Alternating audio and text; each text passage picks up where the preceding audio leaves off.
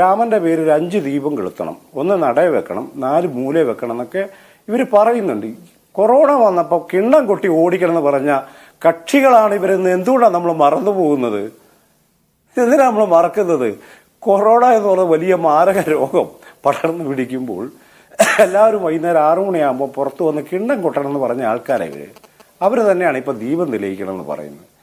ഇത് പൊളിറ്റിക്സിൽ ഇന്ത്യയുടെ ഭരണഘടനാ വാഴ്ചയെ അക്ഷരാർത്ഥത്തിൽ അട്ടിമറിക്കുന്ന നടപടിയിലൂടെയാണ് കേന്ദ്ര സംസ്ഥാന ഗവൺമെന്റുകൾ, UP ഗവൺമെന്റും ഛത്തീസ്ഗഡ് ഗവൺമെന്റും ഇന്ത്യയിലെ പല ഗവൺമെന്റുകളും ഈ പറയുന്ന കേന്ദ്ര ഗവൺമെന്റും കടന്നുപോകും. ആ സീരിയസ്നെസ് ആണ് നമ്മൾ ഈ വിഷയത്തിൽ എടുക്കേണ്ടത്.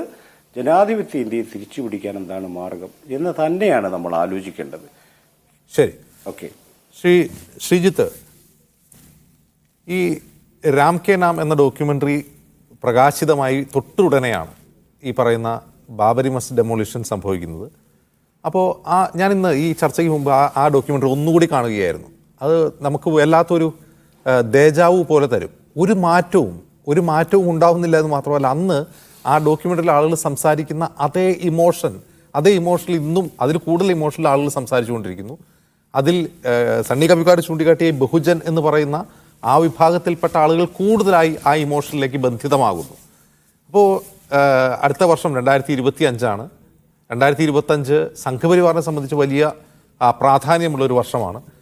ഇപ്പോൾ ഈ നടക്കുന്ന ഒരു പ്രാണപ്രതിഷ്ഠ യഥാർത്ഥത്തിൽ ഒരു സംഘപരിവാർ പെർസ്പെക്റ്റീവിൽ ഒരു പുതിയ യുഗപ്പിറവിയാണ്.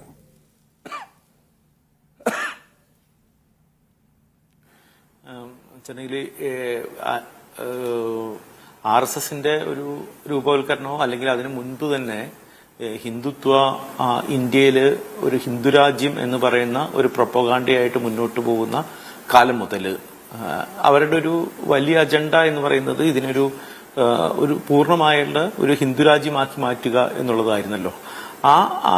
അതിന്റെ പല ഘട്ടങ്ങൾ ആയിട്ടാണ് എനിക്ക് തോന്നുന്നത്. ഇപ്പോൾ 1980 ഹിന്ദുത്വ അല്ലെങ്കിൽ RSS സംഘപരിവാർ ആദ്യമായിട്ട് അവരുടെ ഒരു പാർട്ടി, പൊളിറ്റിക്കൽ പാർട്ടി രൂപവൽക്കരിക്കുന്ന കാലം മുതൽ ഒരു 2-3 ഘട്ടങ്ങളിലൂടെ അവർ കടന്നുപോയിട്ടുണ്ട്. അതിലൊരു നിർണായകമായ ഒരു കാര്യമായിട്ട് അവർ തന്നെ ചെയ്തത് യഥാർത്ഥത്തിലും ബാബരി പള്ളി പൊളിക്കുന്നതായിരുന്നു. ബാബരി പള്ളി പൊളിക്കുന്നത് യഥാർത്ഥത്തിൽ ആദ്യകാലത്തോ അല്ലെങ്കിൽ ഏതെങ്കിലും ഒരു സമയത്തോ ഇവരുടെ ഒരു പ്രധാനപ്പെട്ട അജണ്ടയായിട്ട് വന്ന കാര്യമൊന്നുമല്ല. കാരണം വെച്ചിട്ടുണ്ടെങ്കിൽ വർഷങ്ങളായിട്ട് അവിടെ ഉണ്ടാകുന്ന വളരെ മൈനർ ഡിസ്പ്യൂട്ടുകൾ മാത്രമേ ഉണ്ടായിരുന്നുള്ളൂ.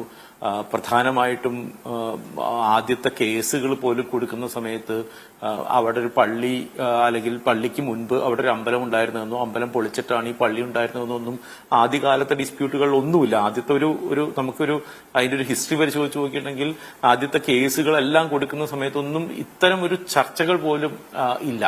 പക്ഷേ നമുക്ക് തന്നെ വളരെ കൃത്യമായിട്ട് അറിയാവുന്നത് പോലെ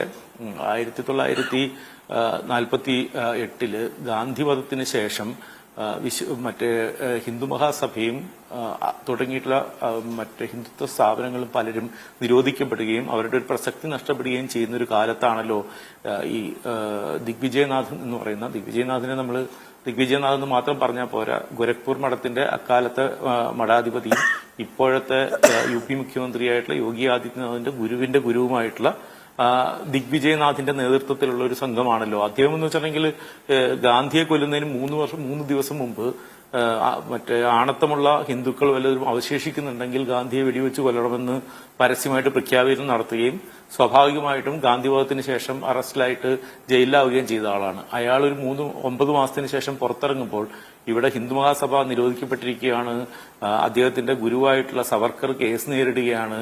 അങ്ങനെ പലതരം രാഷ്ട്രീയ സാഹചര്യങ്ങളിൽ ഹിന്ദുത്വയുടെ ഒരു പ്രസക്തി നഷ്ടപ്പെട്ട സമയത്ത് അയാളും ഈ KK നായർ എന്ന് പറയുന്ന അവിടുത്തെ ഒരു ജില്ലാ മജിസ്ട്രേറ്റ് ആയിരുന്ന ആളുകൂടി ആലോചിച്ച് അല്ലെങ്കിൽ അവരുടെ ഒരു ഗൂഢാലോചന. അപ്പോൾ നമുക്കത് രാം കെ നാമിലെ ഡോക്യുമെന്ററിയിൽ ആ കൂട്ടത്തിൽ പോയിട്ടുള്ള ഒരാള് അത് പറയുന്നത് നമുക്കറിയാം. KK നായർ എങ്ങനെയാണ് അതിൽ പങ്കെടുത്തതെന്നുള്ളത്. അവർ കൂടി ആലോചിച്ച് ചെയ്തിട്ടുള്ളൊരു കാര്യമാണല്ലോ ഈ പറയുന്ന ഈ രാംലല്ല എന്ന് പറയുന്ന അല്ലെങ്കിൽ ഈ ശിശുരാമന്റെയും സീതയുടെയും പ്രതിമ കൊണ്ടുവന്ന് ഇവർ ഈ തുളസീദാസിന്റെ മറ്റേ രാമചരിതമാനസത്തിന്റെ പാരായണത്തിന്റെ 9 ദിവസം നടക്കുന്ന ചടങ്ങ്, അതിന്റെ 9ാമത്തെ ദിവസം 1948 ഡിസംബർ 22-ാം തീയതി ഇവിടെ കൊണ്ടുവയ്ക്കുന്നത്.